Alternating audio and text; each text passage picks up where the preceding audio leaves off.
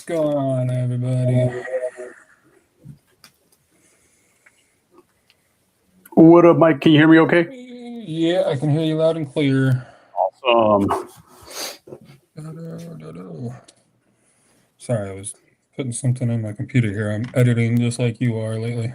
Oh, yeah, no, that's like the only time we really have is in the evenings. We're trying to cram everything together, and I actually just finished a tournament with PMC, Playmakers in Tempe, on Yeah.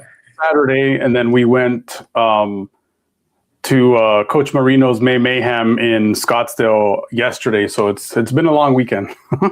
Yeah, I was refereeing all the basketball games that were happening just out towards Scott because I live in Scottsdale, and I had to do all those basketballs. I was going to make it to the one in Scottsdale for Sunday, but unfortunately, life gets in the way. Oh yeah, that was pretty fun though. It was pretty hot. There was some good games in the morning, really close games, and then shout out to Heat Wave. They won. I think it was their high school girls, their 14U girls, and their 10U boys. It was just a Heat Wave weekend. They were killing it. They won all the pool games, brackets, and championships. So they did pretty good. Well, congratulations to them because I know that they worked really hard all throughout the off season. Because I follow them on Instagram Yeah. watch them build, and they're there finally, which is what they need. Oh yeah, no, they did amazing. Coach Marino put out a good tournament on Sunday. May Mayhem. I think the next one's coming up for him is not until September. I did talk to him a little bit. He said he's going to take a little bit of a break from football because there's just so much going on, and every weekend there's always something. Yeah. It's good for business for people like you and I. But yeah, there's always something going on in the youth sports world, adult sports, and glad that he's taking a break. We'll probably take a break soon, but ours usually doesn't last long. Ours will be like maybe 2 weeks, and then we're back at it again. Yeah, I only get looking at my calendar. I only get this whole week off of football, and then I get Monday, and then we're back Tuesday, and we're pushing it, and then we got a 7-on-7 against Dysart at 7 a.m. on Saturday on the 30th. So, You're busy. And then let's see. We come back that following Monday. We work out 7-on-7s, work out, and then we have another game at Glendale High School, where I'm at from 6 to 8, and then we go all the way through to the end of that month, which is like that every week basically. And then we're off for 4th of July, and then we're handing out equipment at the end of July. Oh shoot! Let me see. Mine looks a little different from yours. We have Next Gen coming up next weekend with Next Gen, Matt Fiero over here in Maricopa, Arizona. We got She Plays the week after that with the Syndicate. So that's going to be more of a college recruiting type of event / combine. So we're going to have a lot of local Arizona colleges out in attendance. So any high school girls that are interested in local colleges, that should be a really, really good one. Summer Mayhem on the 31st with Southwest Showdown at the end of May, and then once June hits, it's going to be pretty hot, especially here in Arizona. But we got the Backyard Boogie with the Syndicate as well, and that's more of those games start later. I think the earliest game is at 4, and it goes all the way to like 11 p.m. Just to try to get that cooler weather. But that's the Backyard Boogie with the Syndicate coming up, and then July we have some California tournaments. Including it's another one called She Rocks. So that's going to be an all-girls tournament in San Diego. I think they said June 26th. The 26th? Yeah, because I'm going to be out there. Oh, cool. Then I'll see you out there too. Yeah, I'll be with the Syndicate out there for She Rocks. Cool. I think me and him were talking about doing a live podcast out there of some sorts, just presenting it live everywhere. Mm-hmm. Oh yeah, that'd be cool. Yeah, Dion's supposed to come on mine pretty soon, so we just have to schedule that. It's trying hard to get to all schedule those people right now. It's that weird. very. I had a photographer that was supposed to come on last week, but I mean, she's busy, which is good. It's a good busy. And then, I get busy with the tournaments and stuff. So it's all good. I know Matt starts ours shooting too. more. Oh, yeah. Yeah, I know that we had to. Oh, go ahead. I said, I just haven't gotten the time to get out there. Yeah, and even ours too. We had to push back ours too from last week. But I'm glad to be on here now. Right. Yeah, because after July, man, it's pads, it's helmets, it's handing out equipment, it's go time. And then after that, I think it's right after July. I think it was like our first I don't know, I think it's like our first week. Yeah, after July we got 2 full weeks of practice, and then we got a scrimmage, and then that first week of school, it's literally just a away game at Washington.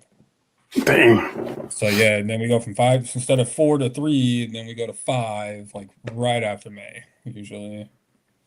But shout out to Glendale High School though. Hope y'all watching. Oh, I think I didn't get any Glendale High School last season. I think the furthest one I got out was Maryville with the girls flag football. Yeah. Okay, yeah, I know. Our coach, which is our defensive coordinator, is head coaching over there right now for the girls over at Glendale.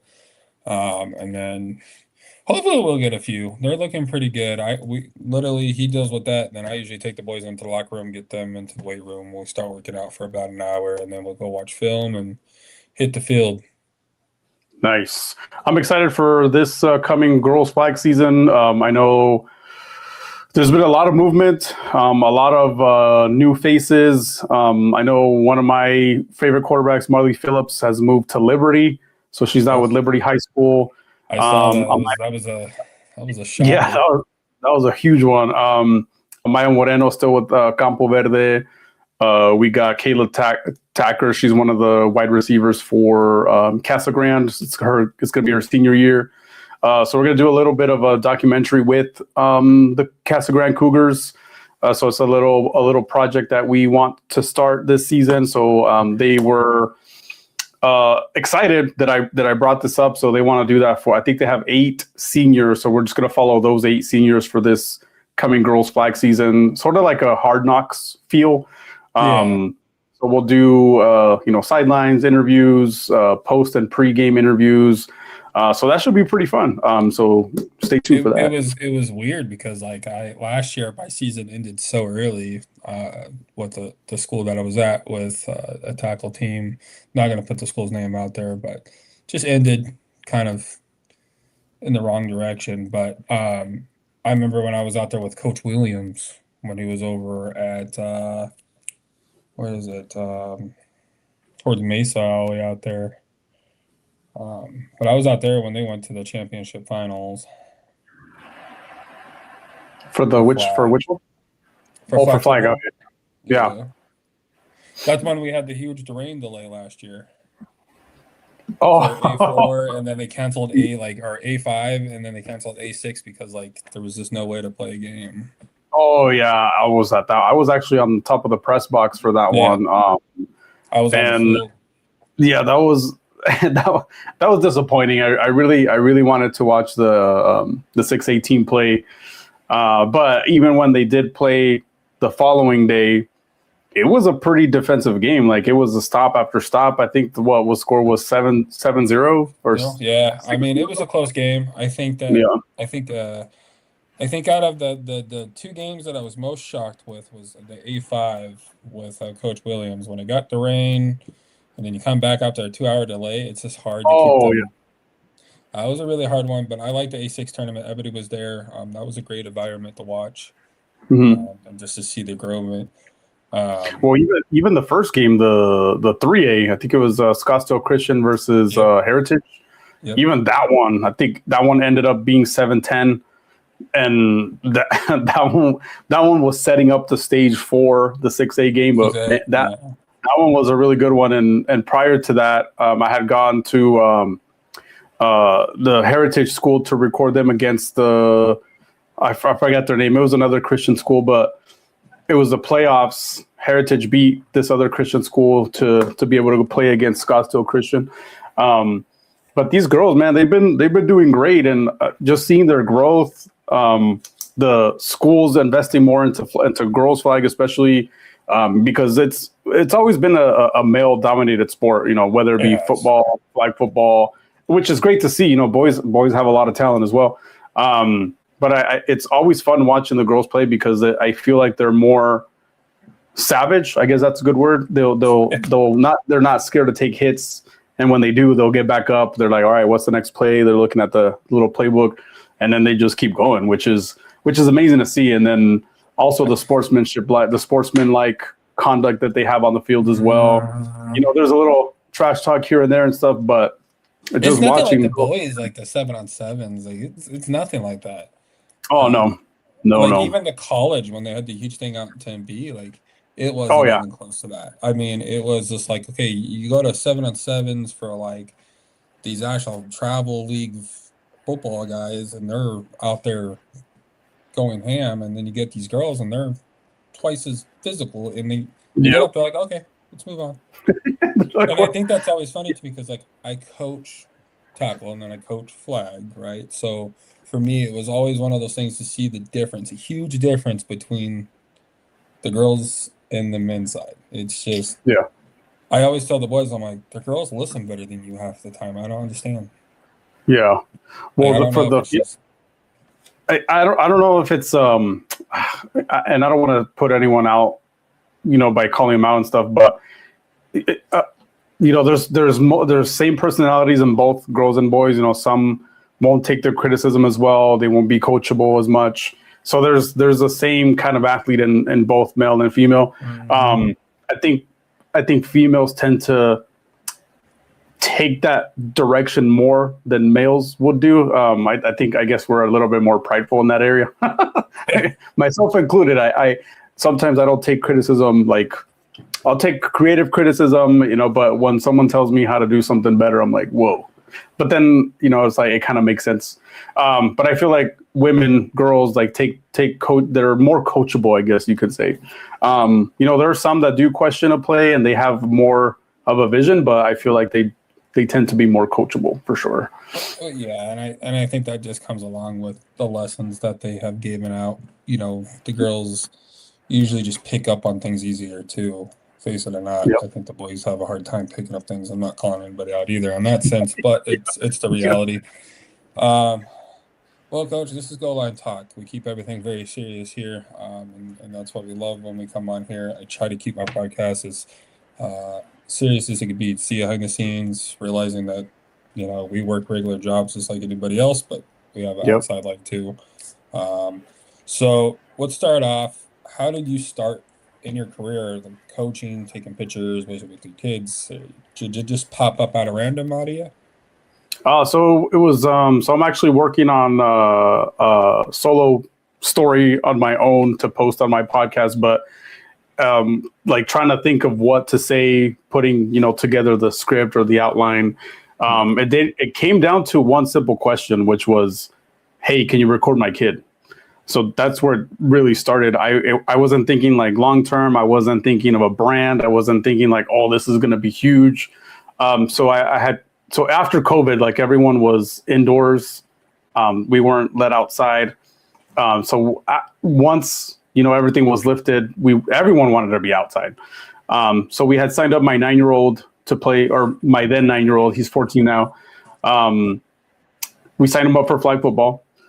He really, really resisted. He did not want to do flag football at all. He's like, why are you making me do this? Like, I don't want to do it. And he just gave us a lot of pushback. And I want to give a huge shout out to Maricopa Elite, because that's really where it started. We've been playing 9 seasons with them. So it started off there. I would only take pictures of my kids. I have 2 boys that started playing with them. So it was only my oldest, my middle child. They played, they practiced, naturally as parents, you start going to all these practices, all these games. So I would just take my camera, take pictures, take clips, post them on my personal account. And then this mom came up to me because I started like I want to make my clips look better. And obviously you want to make your kids look better. So I started getting on the sidelines, the end zones. It really seemed like I knew what I was doing, but I honestly had no idea. So mom came up to me and she's like, "Hey, can you record my kid? Because I don't have I'm trying to record on my phone and I can't get an angle like you." So I was like, "Sure." She paid me like $15. And again, at the time, I wasn't like, "Oh, this is gonna be something huge." So I recorded her. I recorded her son, gave her the clip. She loved it, and then from there, it was like word of mouth. She was letting other people know that I was doing it, and although it wasn't like a business thing, like I wasn't looking to start charging people, but people would offer those opportunities, and I was like, all right, like why not? Like this would be fun. Started teaching myself how to edit online, how to make clips, how to make scoreboards, and it just like slowly started snowballing.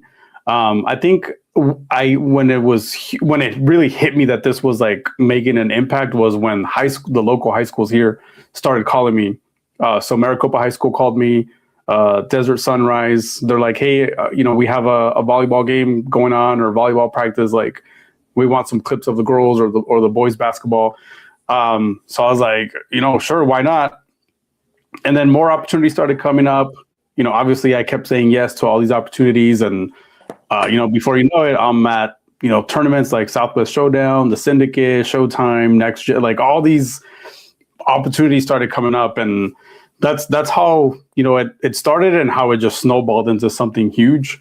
And I think it's pretty cool that all these athletes are getting seen, and I've expressed, especially to parents and coaches, that I want to expose these athletes that are not seen.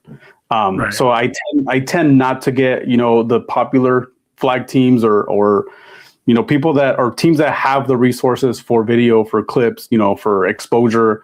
I try to shy away from those. Like those kids are great. They have a lot of talent. But my goal is to highlight those athletes that don't have that. They don't have the resources to hire somebody to record their full game, to get highlights. So that's mainly what the goal is, to just make sure all these athletes have exposure. And that's how it just snowballed. It got out of control from this little town in Maricopa. But yeah, I do want to give shout outs to Maricopa High School, Desert Sunrise, and Maricopa Elite, because that's truly where it all started. Well, and that's usually where it starts, right? I mean, it's little things like that. I knew when I was going through my football journeying and playing and stuff like that, I didn't start picking up a real camera until probably after my senior year of high school. And then it didn't really snowball out of control like yours or anything. It just I just liked the coaching aspect, but I always liked taking those players that never really got a shot. And it's good that you say that, because and I see, no offense to anybody, but I see a lot of these people go after these big teams, and it's like, I don't know like why. I'd rather take the risk on the low teams and show them that, hey, like they're building a culture over here, just like we are over at Glendale High School, right? Like our big thing is that coach has been there for 10, 12 years now, and he up and left, or whatever happened, he retired, and you got a whole new team, right? You got a whole new coaching staff. So besides that, you're coaching now, right? Too, on top of that, you've been coaching? Yeah, so I coached one of the local middle schools here. So my son was on that team, so I coached my son as well as the Falcons here for Maricopa Elite. So I was their coach for the last three or four seasons. So we had a really good run. A lot of our main team, like they all aged out. They're all going to start high school soon. So our team was from 12U to 14U. But it was good. It was a good life experience. You learn a lot, like being a coach. I think my favorite part was just making sure that these kids were brought up, in the sports world in the correct way. And they always came up to me like after and would thank me because they feel like they had somebody to go to, somebody to talk to, somebody they can trust. And I think that was my favorite part about the coaching. It wasn't a lot of drawing up plays or defense offense, even though a lot of that's fun. It was that impact that you make for those kids. And I see them like when I'm over at, the local high schools or different schools, or I'm out recording a game, they'll come up to me, they'll say, "Hi, coach." And I think that's one of the best parts, is that you make an impact in these young athletes. You do, and I think that I've learned that as a coach too. I think that was when my first year coaching kind of like youth at that time. It's a culture shock, right? I think that even knowing being a parent is different, but when you have all those kids on the field and you make a real connection, you feel it. So and that's a good thing to have. Um, Now, getting into the fact that you got your own podcast going right now, which I've been loving, by the way. I wish I can do a little bit of more of a louder setup. I'm moving into a bigger house, so my setup's kind of torn down. Um, so on that podcast, and I know a lot of people are, following you, but what's this all going into? I want to know. I'm curious. Sneak peek, maybe? I don't know. So it's mostly, having those conversations that really people don't want to have. So we're talking about, on the sidelines with coaches, photographers, refs, tournament owners.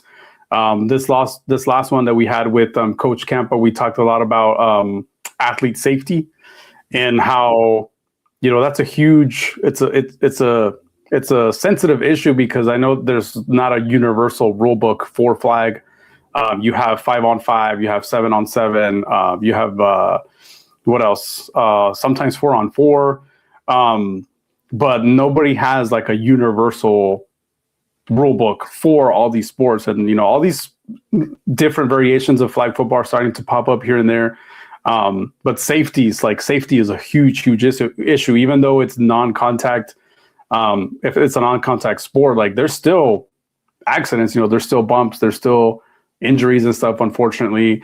So this last podcast, we were talking about that, and so with this podcast, we just want to, I expose is not a good word. We just want to be able to have those conversations. So people, there's a lot of different people with different views, different opinions. A lot of the times they might not agree with what we're talking about. But sometimes it just has to be said.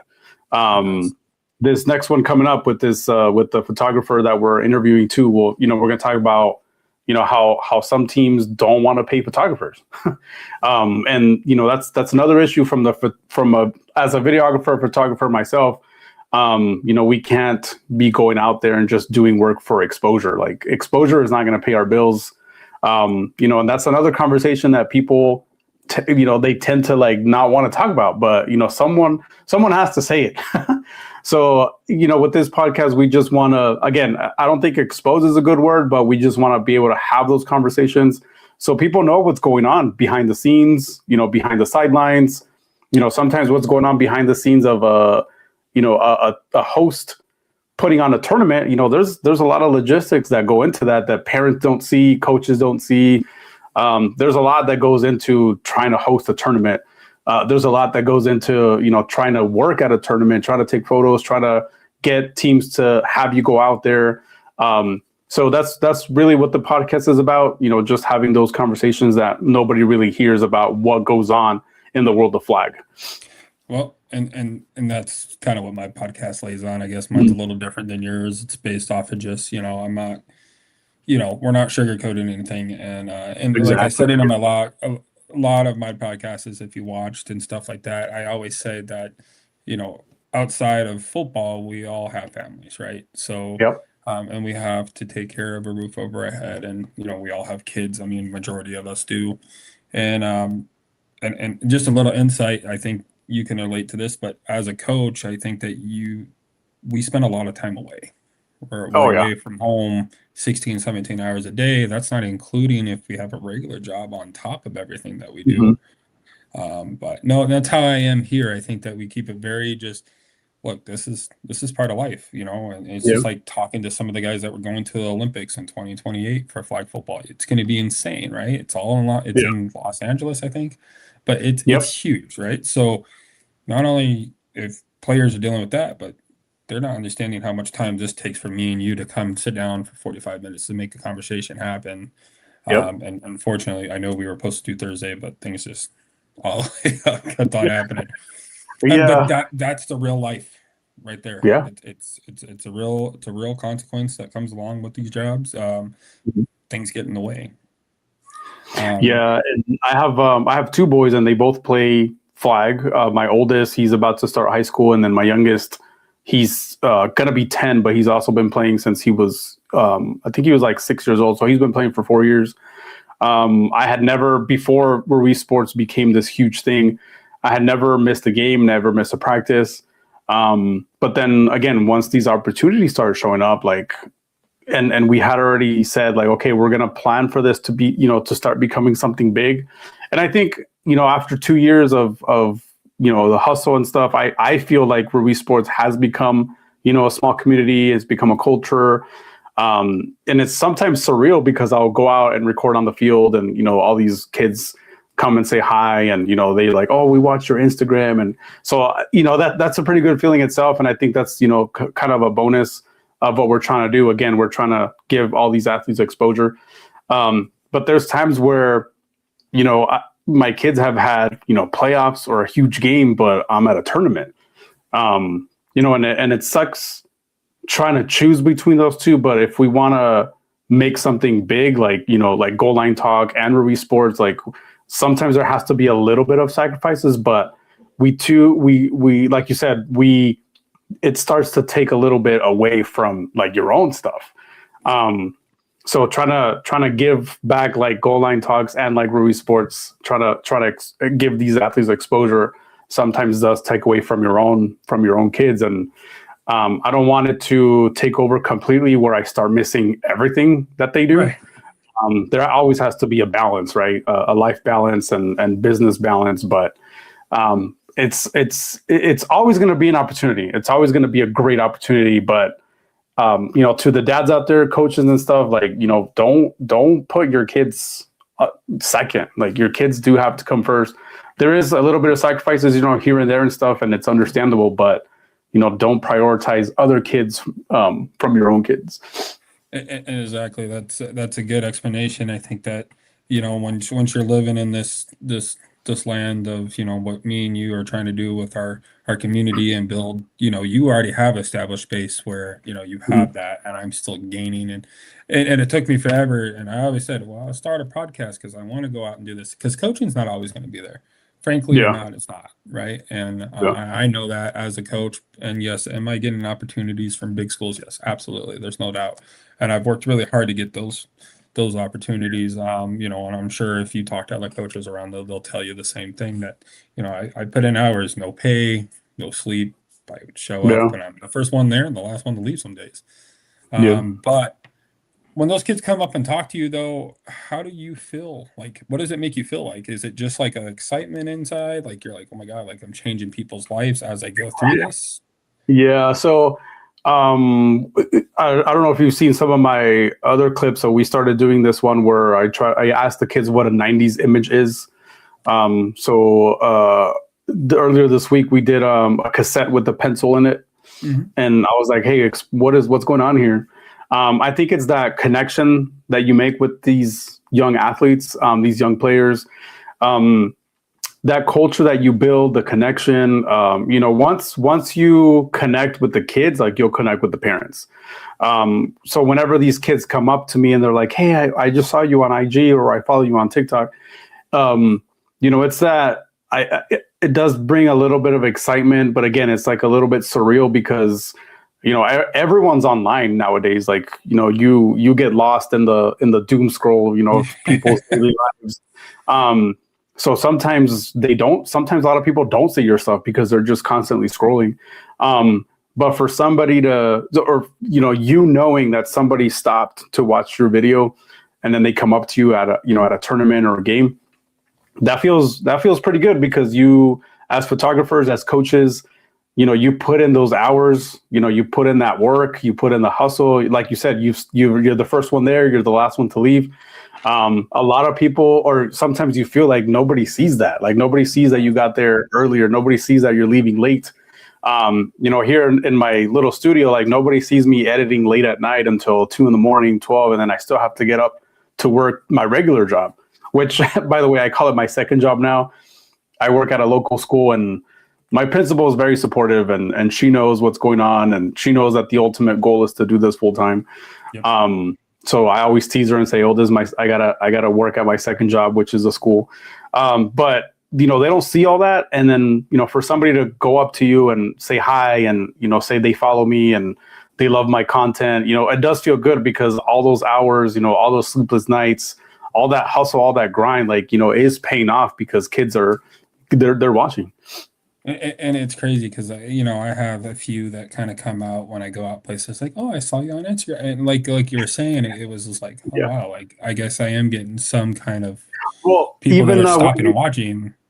Yeah, when you the first time you sent me the collab because we were gonna get on Goal Line, someone reached out and like, oh, you're gonna be with Coach Mike. I'm like, oh yeah, Coach Mike. He's like, yeah.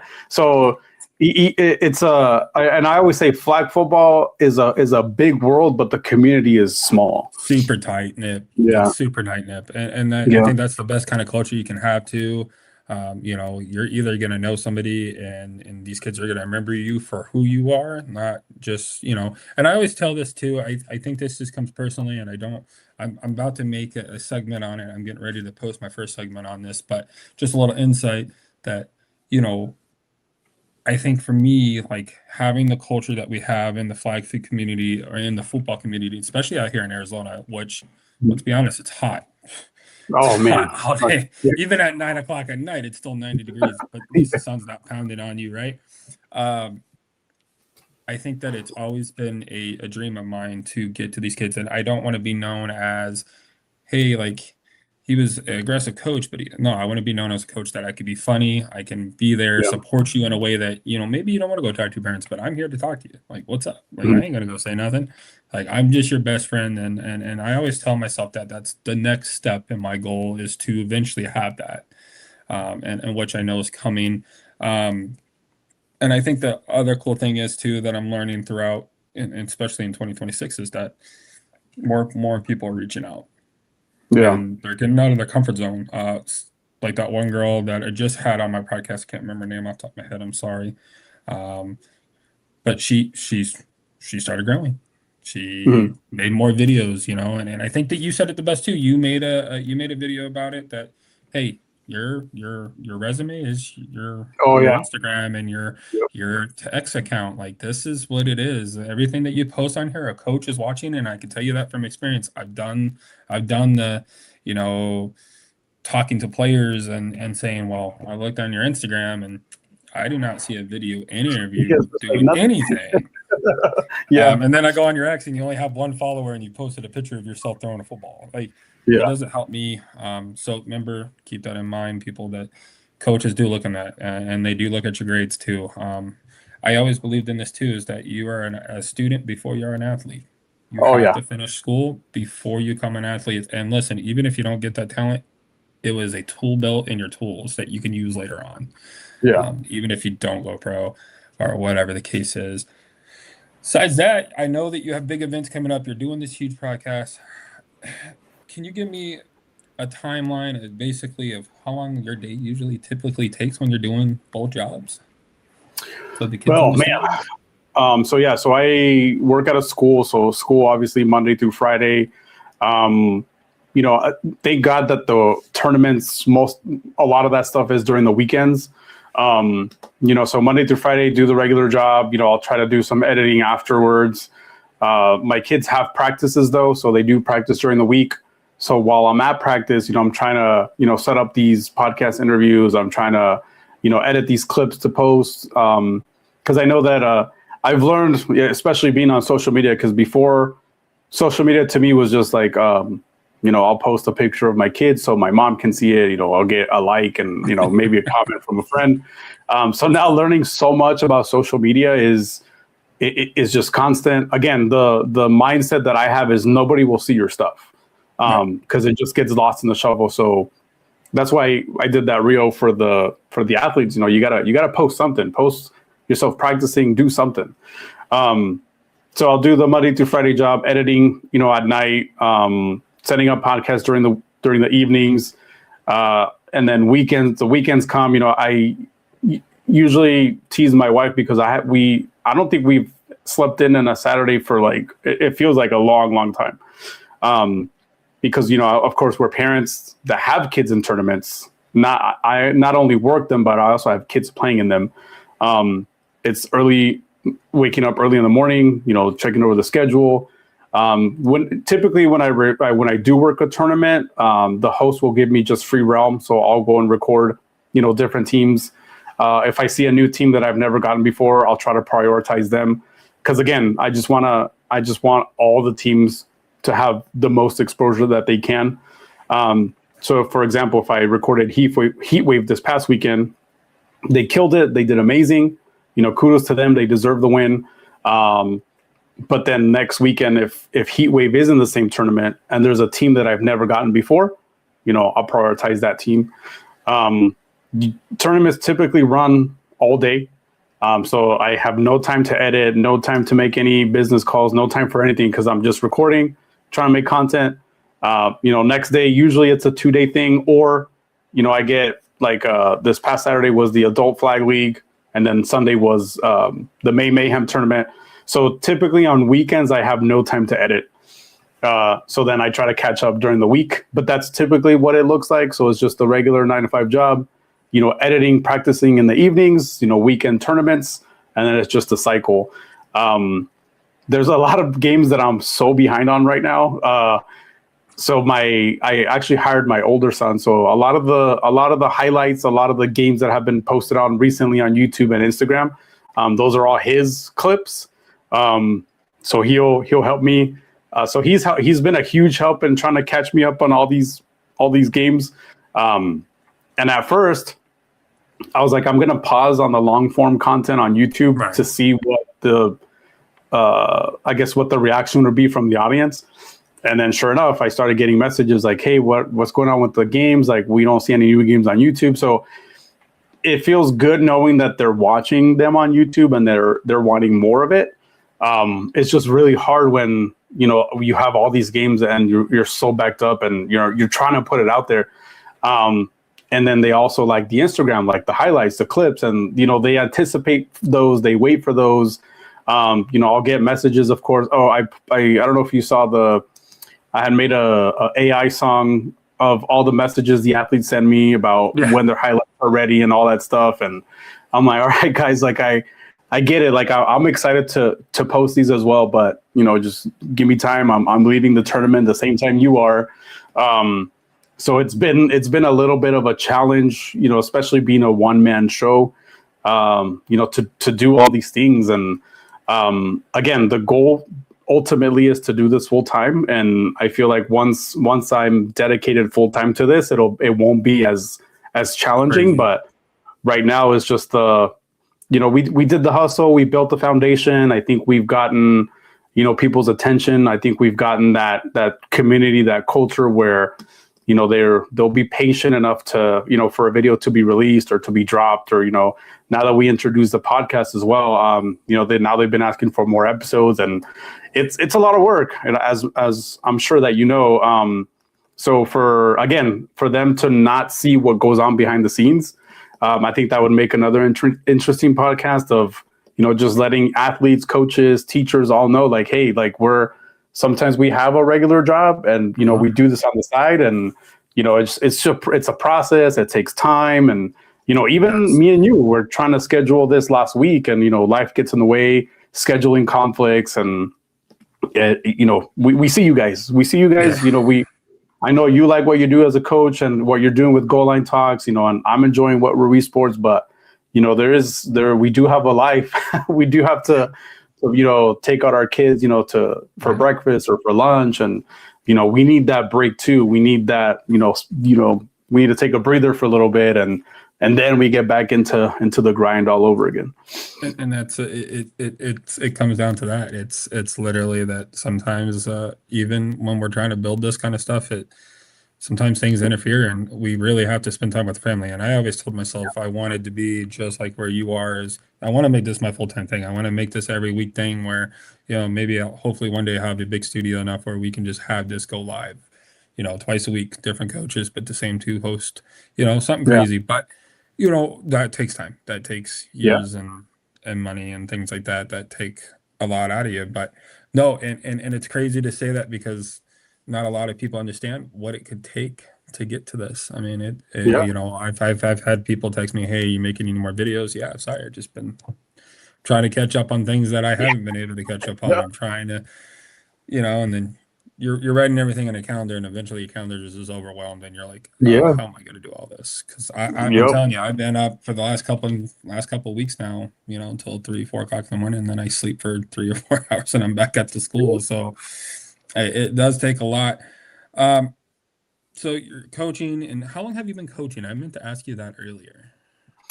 So it was so my oldest started when he was 9. So then I took over coaching right when he was 12. So I've been coaching for a couple years now.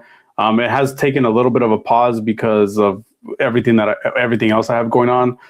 We were actually supposed to open up start a high school girls flag football team here in Maricopa, Arizona. Yeah.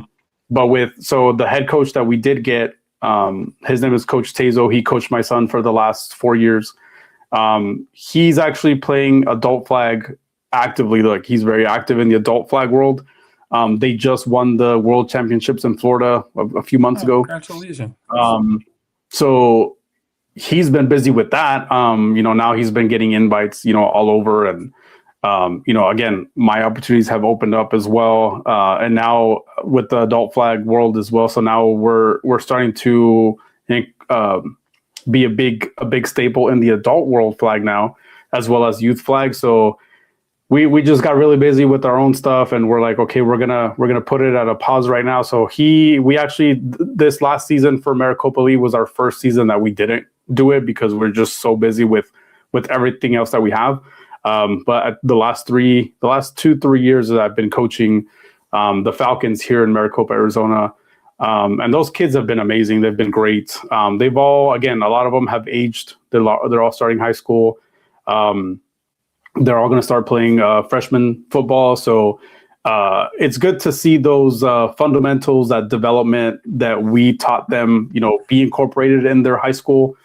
So I've been to some of their spring camps. I've been to some of their scrimmages and stuff, and it's always exciting to see. And again, they'll come up after and thank me for being there. And I'll still take some clips and post them online. I'll retag all I'll repost their stories of them practicing. Yeah. And again, it's all about the exposure. So even them, I'm like, hey, make sure you're posting, you working out. Make sure you're posting, your love for football, because coaches are going to see that, recruiters are going to see that. So it's been again, this last season was the first time we didn't do it. Do I miss it? Yeah, I kind of miss it, but been so busy not to think about it. I think eventually, once I do get like more help and it's more manageable, I think we'll open that door again and see if we can start that high school girls team again. And I hope so, because Maricopa doesn't get enough love out there. Obviously, I've been out there. Oh yeah, even with the whole incident last year with the football team out there towards Florence and all them and Maricopa. That was crazy. I was like, well, wow, all right. Well, Maricopa, you're really starting to make a name out there along with I know. But not in a bad way, and it wasn't in a good way either. But those kids out there deserve to at least see the day of light of playing football, even if you're not winning. It's the love of the game, and I think that's, as a coach, that I can say that is that I can't enjoy the game anymore. I can't play like I used to. I'm not athletic as I used to be.